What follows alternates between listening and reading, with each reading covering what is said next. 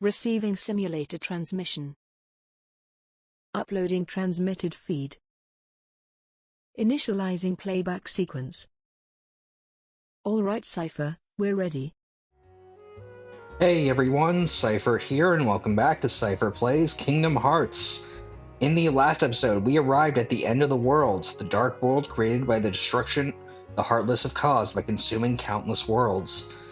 We fought our way through the powerful varieties of Heartless that lived there, and eventually came into conflict with the Devil of Bald Mountain himself, Chernabog, who had survived his world's destruction. We managed to fell the fantastic demon, and reach the final rest, where Ansem waits behind one last door. However, we have decided that there is still time to attend to some loose ends before we face the Seeker of Darkness once and for all. This time, we find ourselves back in Traverse Town here at the Synthesis Shop to begin tying up our loose ends, starting with addressing the final recipes of item synthesis. Now, I have been very diligent both on and off screen in collecting the necessary synthesis materials to synthesize every item the Moogles can make for us and forge the accessories that Sora, Donald, and Goofy will be wearing from now to the end of the game. Having traversed the end of the world, we have encountered every enemy that can drop every synthesis material we need in the original game, so we can hunt for materials to our heart's content. Before we visited Hollow Bastion for the first time, I gave a warning to collect synthesis materials from the various worlds, and following our first visit from Hollow Bastion, you now all know why, since Heartless spawns and difficulty have changed for every world.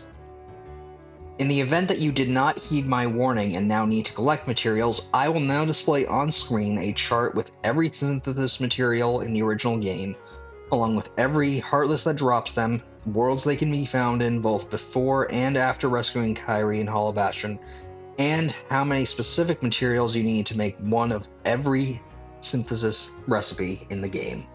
So I will display that now. Reminder that Olympus Coliseum, while it may have these Heartless, will not be applicable for gaining synthesis materials, and Monstra is probably best just ignored unless you have no other option, since he can be difficult to get into if you're not playing the Final Mix version. At the end of the last episode, I technically had all I needed to craft one of every synthesis recipe, but I decided to go further beyond to max out Sora, Donald, and Goofy's stats at least as far as I can without reaching level 100. In any case, I have taken the liberty of finishing up my synthesis hunting off-screen, as after the last episode I only had crystals from the Hollow Bastion Heartless to collect.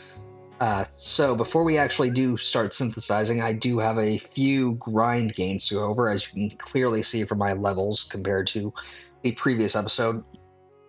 Sora gained 18 levels, gaining max HP 5 times, max AP 5 times, so 10 AP.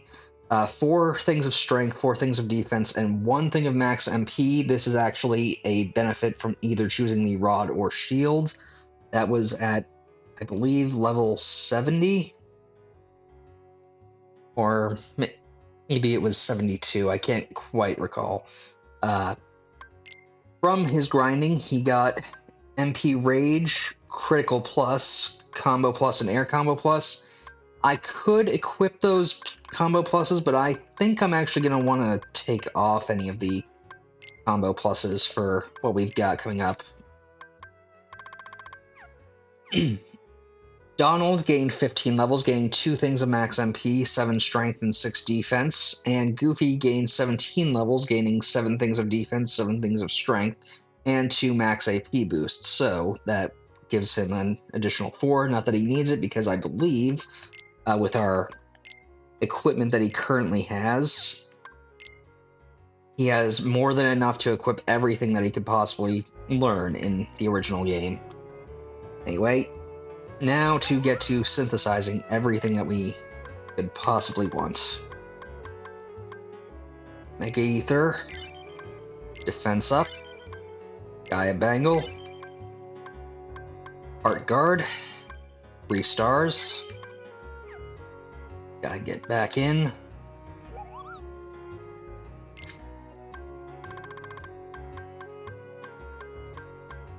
Mega Elixir, Power Up, Titan Chain, Atlas Armlet, Crystal Crown, Ribbon,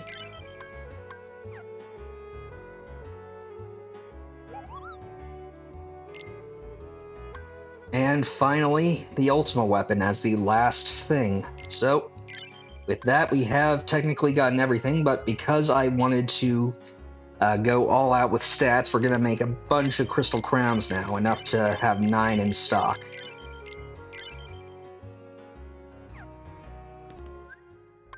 Okay, so let's quickly go over our new accessories, starting with the Gaia Bangle.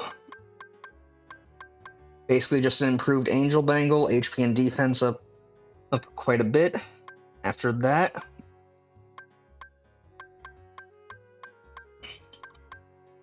we have the Heart Guard, basically the same thing as the Gaia Bangle, just maybe not to the same extent, and reducing dark damage can be pretty helpful.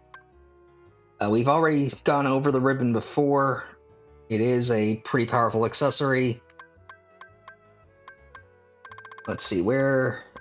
the Atlas Armlet, basically an improved version of the Rune Armlet that we already had, so pretty good. But the cream of the crop, so to speak, is the Crystal Crown. It boosts every stat across the board: HP, MP, AP, strength, and defense. It doesn't give any resistances, but hey, with stat boosts like that, you cannot go and you could do a lot worse. Putting 2 of these and a ribbon on Sora would be the optimal strat if you don't want to go through all the synthesis hunting to fill out all of the slots with them, but I certainly want to. So let's stock up Goofy first.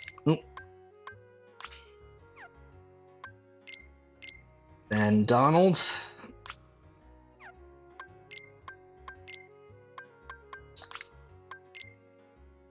And finally Sora. And that leaves us with the final thing of our synthesis hunting. The best Keyblade in the game is fully here. Finally here. This is Ultima Weapon. Boasting an incredible 12 strength, a sizable plus 2 MP, a 40% critical rate, plus 4 critical strength, and the longest reach of any Keyblade, being the only extra long Keyblade in the game. It is the best overall weapon for Sora, end all be all. The final mix version boosted it even more by taking off 2 of its critical strength and giving it a plus 2 to its base strength, making it 14, but balanced it out by making it harder to obtain with the changes to synthesis recipes and the addition of rare Heartless and their unique synthesis materials. So, all in all, this is probably the easiest version to get if you're playing the original version. It is also loosely based on the recurring weapon of the Final Fantasy series that is usually the final ultimate weapon of the main character, and its main blade is reminiscent of the Dream Sword that we brought showing that we brought the strength of Sora's heart from being merely a dream when we started this adventure and made it into a reality. So let's equip that, might as well. And yeah, our stats are now ridiculous. With all of that covered, it's now time for us to set out and move on to our next endgame task, the Coliseum. So I will see you guys there.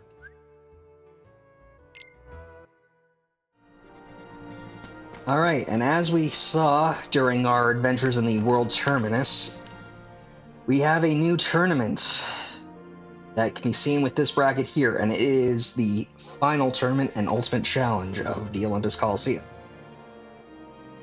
With a whopping 49 seeds filled with powerful Heartless, this tournament is longer and more difficult than any of the previous ones we participated in. However, as a positive, you do not have to do all 49 seeds in one sitting, as you will get a checkpoint upon completing every 10 seeds, allowing you to take this tournament at your pace.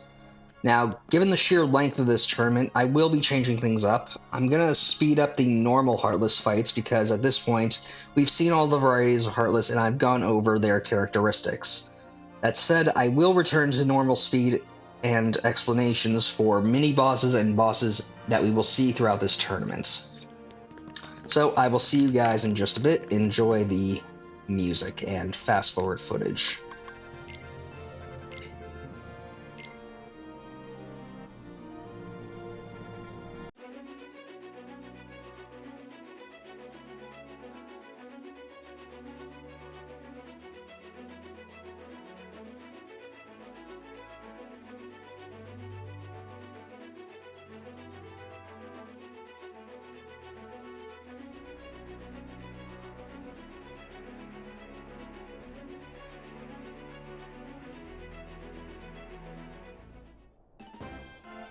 The White Rose of Wutai is back, though honestly, despite the stat upgrade, she's nothing remarkable without Leon. And to provide close quarters support, she'll easily be felled by you, especially if you've formed the Ultima weapon like I have.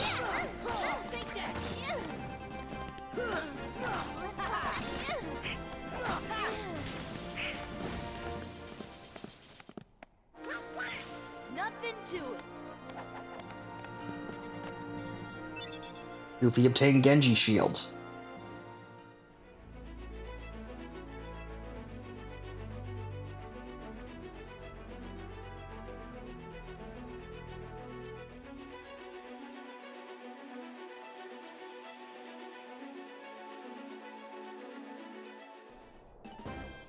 The Behemoth is back, and frankly, he hasn't changed one bit. After fighting 4 of these guys between Hollow Bastion and the end of the world, you should be experienced enough to deal with him easily. So I will just speed this up, now that I've given this little spiel.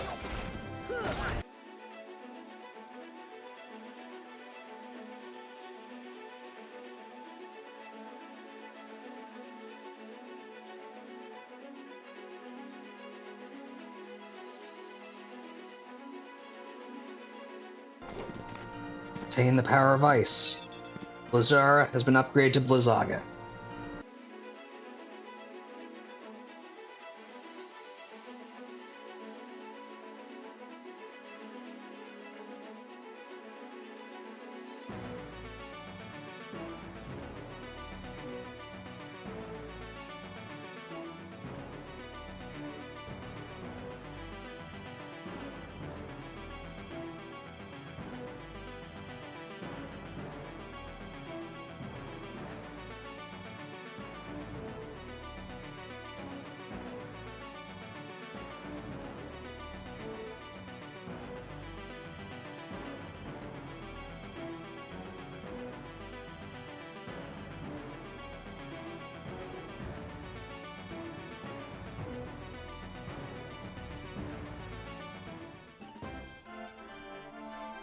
Cerberus makes his triumphant return to the arena. Unfortunately, while he has gotten a stat buff, this old hellhound hasn't learned any new tricks, and we have grown by leaps and bounds. So, this shouldn't be too much trouble, though now I think I can show that you can just easily get up on his back.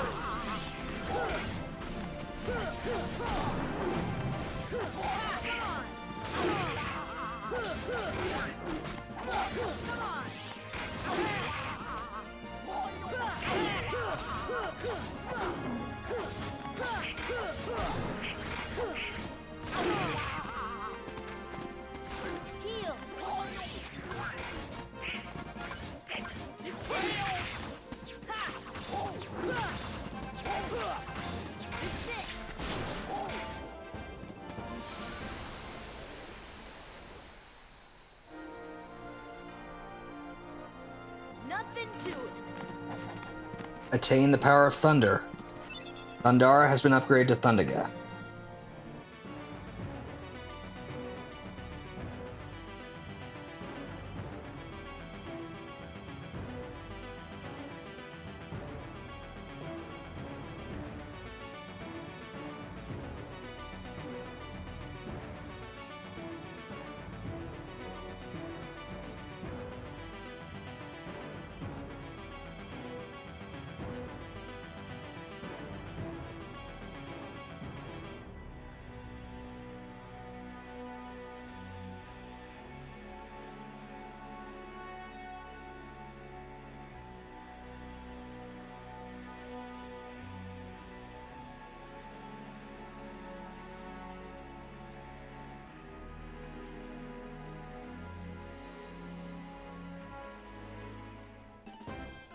The broody swordsmen of Final Fantasy have joined forces. This is Cloud and Leon.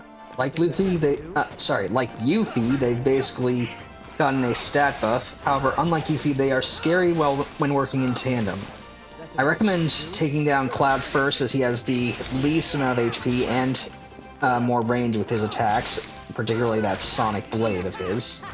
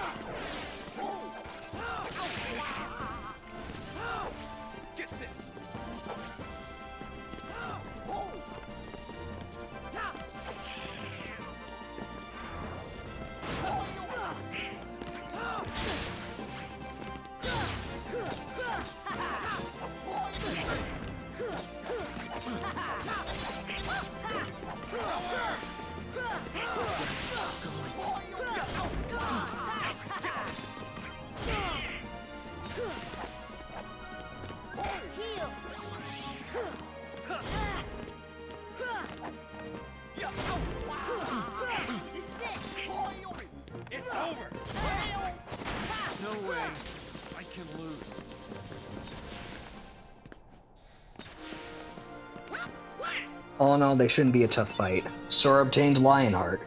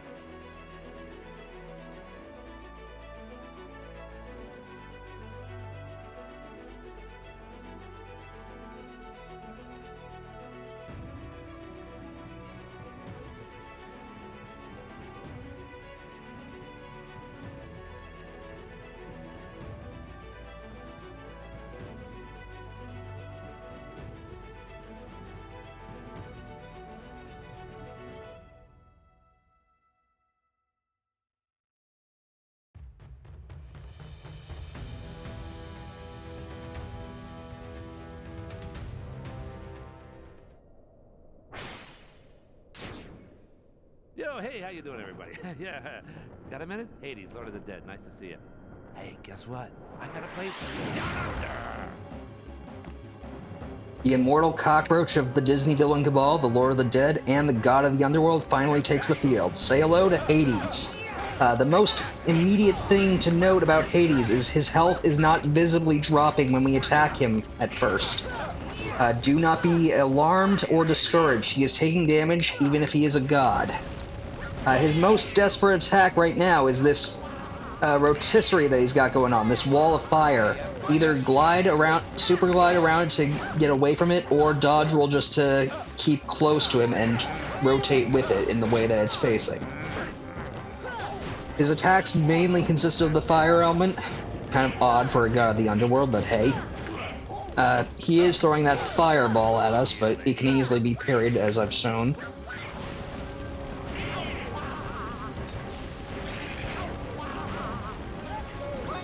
Hey, you having fun yet? Hey, I'm starting to get warmed up here. Take that. His main method of attack is this flamethrower, which he'll mainly float after you or one of your teammates to dish out. Hey,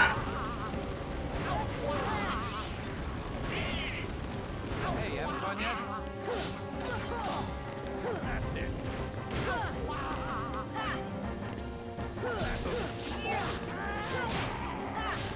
All in all, he shouldn't be too difficult to take down. It's just that annoying rotisserie attack of his that gets in the way.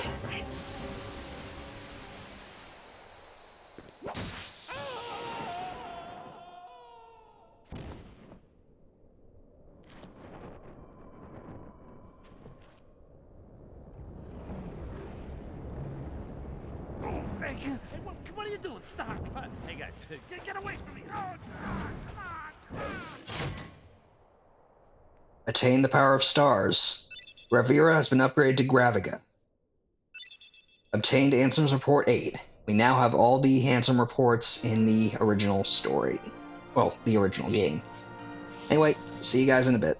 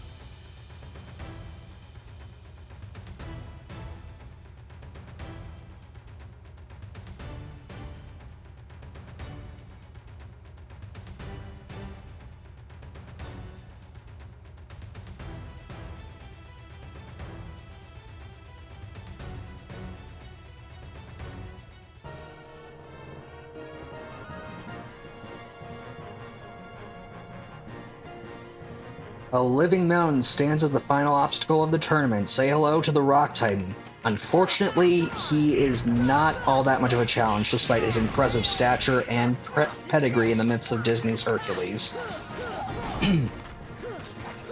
You'll actually want to cast Eroga, not for its defensive properties, but because it has the ability to deal damage on contact.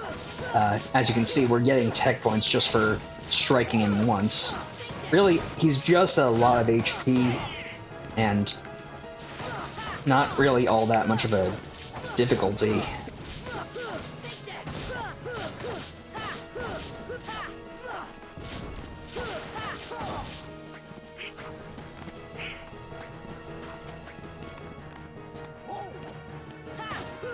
I mean, really, the most difficult part about him is just scaling him, because again, Kingdom Hearts 1 was not the best at platforming.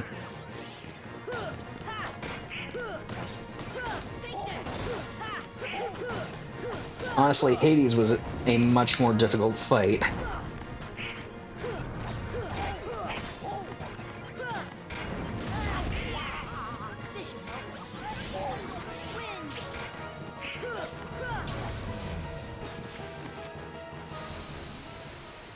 Yep, just like that.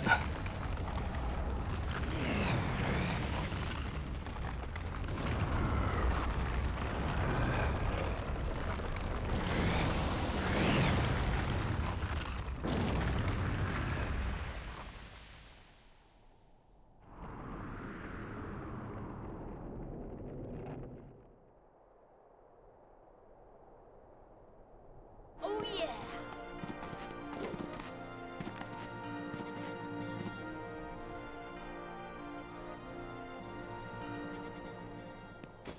We're the champs!